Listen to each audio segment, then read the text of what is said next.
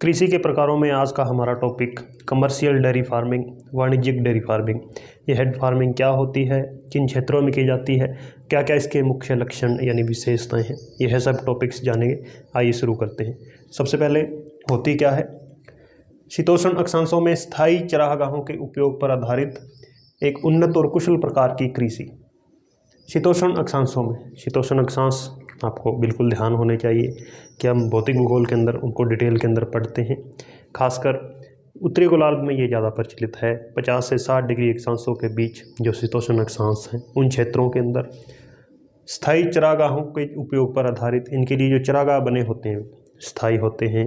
क्योंकि डेयरी का मतलब दूध से है और दूध हम जानते हैं कि पशुओं से उत्पादित किया जाता है, तो पशुओं के खाने के लिए जो भी चरागाह होंगे, चारा होगा, वह स्थायी होगा। ऐसा नहीं कि एक स्थान पर पशु चर रहे हैं, वह चारा समाप्त होगा फिर पशु दूसरे स्थान पर स्थानांतरण कर जाएंगे, ऐसा नहीं होगा। स्थायी चरागाहों पर आधारित यानी पशुओं के लिए फिक्स जगह होती है, उन जगहों पर चारा उगाया जाता है।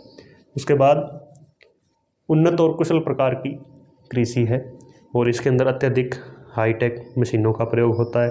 पशुओं का दूध निकालने की मशीनें अलग होगी।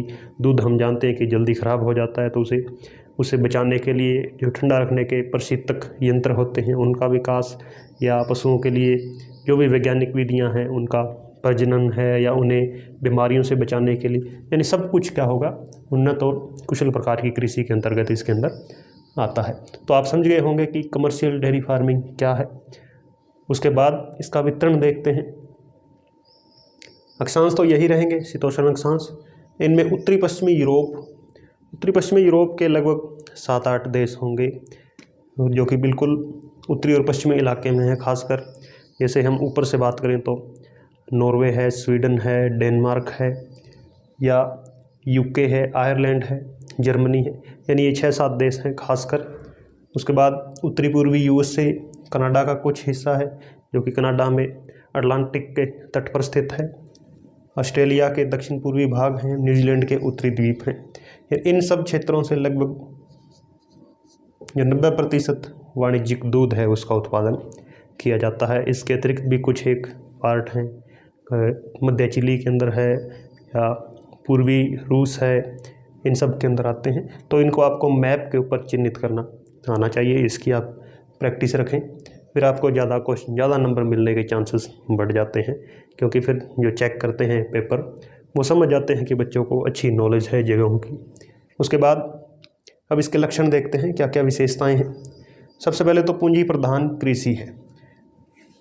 जैसा कि अभी हमने देखा कि ये इलाके हैं खासकर, तो यहाँ पर जो सर्दियाँ होती हैं वे थोड़ी सी ज़्यादा यानी कठोर होती हैं। उतनी अधिक सर्दी नहीं होती कि सारा साल ही बर्फ़ पड़े, ऐसा नहीं, लेकिन हल्की कठोर होती है। तो पशुओं को सर्दी से बचाने के लिए उचित प्रकार के जो भी उनको गर्म रखने के यंत्र हैं, चाहे उनके लिए शेड बनाना है, यानी काफ़ी खर्चा करना पड़ता है।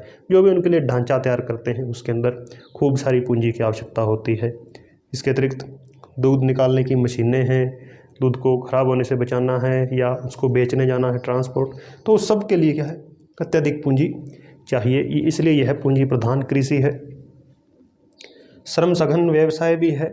इसके लिए जहाँ पर दूध निकालने की मशीनें नहीं हैं वहाँ पर हाथों से दूध निकालना, उनको डेली भोजन पानी देना, या उनके जो प्रजनन है उसके अंदर सहयोग करना, ब्रीडिंग के अंदर, तो उन सब के लिए जो भी कृषक हैं, श्रमिक हैं, उनको सारा साल इनके अंदर लगा रहना पड़ता है। तो काफ़ी ज़्यादा श्रम इंटेंसिव है। उच्च उत्पादकता, जो भी डेयरी फार्म प्रदेश हैं उनके अंदर जो ऐसा आमतौर पर कहा जाता है कि एक स्वस्थ गाय लगभग पूरे साल के अंदर 3000 लीटर दूध दे देती है, तो काफ़ी उच्च उत्पादकता उनके अंदर पाई जाती है। उसके बाद फुटकर थोक व्यापार, जो भी डेयरी फार्म है वे सीधे लोगों को दूध नहीं बेचते।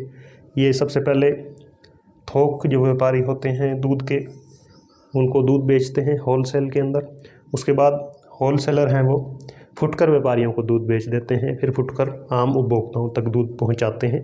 कई देशों के अंदर होम डिलीवरी की जाती है, कईयों में इसका चलन नहीं है। डेयरी पदार्थों का विशेषीकरण, डेयरी पदार्थों के अंदर हम जानते हैं कि दूध तो जल्दी नष्ट हो जाता है, लेकिन दूध से जो बने पदार्थ हैं, मक्खन है, पनीर है, वे थोड़े और ज़्यादा लंबे समय तक चल जाते हैं। तो ये भी डेयरी के जो प्रदेश फार्म होते हैं इनके अंदर भी अलग अलग देशों के अंदर अलग अलग सिस्टम होता है, या हम यूँ कहें कि नगरों के नज़दीक है तो उन क्षेत्रों के अंदर दूध की मांग सारा साल बनी रहती है, तो वहाँ पर दूध ज़्यादा तैयार किया जाता है। जैसे जैसे हम नगर से दूर होते जाते हैं तब मक्खन और पनीर का महत्व बढ़ता जाता है। हालांकि अब ये नगण्य होता जा रहा है महत्व, क्योंकि हम जानते हैं कि ट्रांसपोर्ट की सुविधा बढ़ गई है, या दूध को ख़राब होने से बचाने वाले यंत्र भी आ गए हैं जो कि लंबे समय तक दूध को स्टोर रख सकते हैं।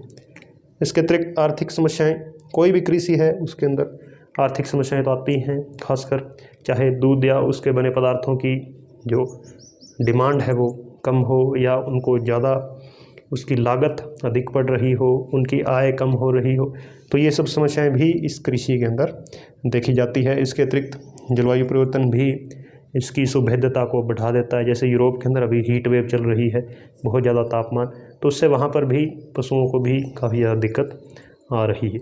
तो ये हमारा topic commercial dairy farming. Thank you.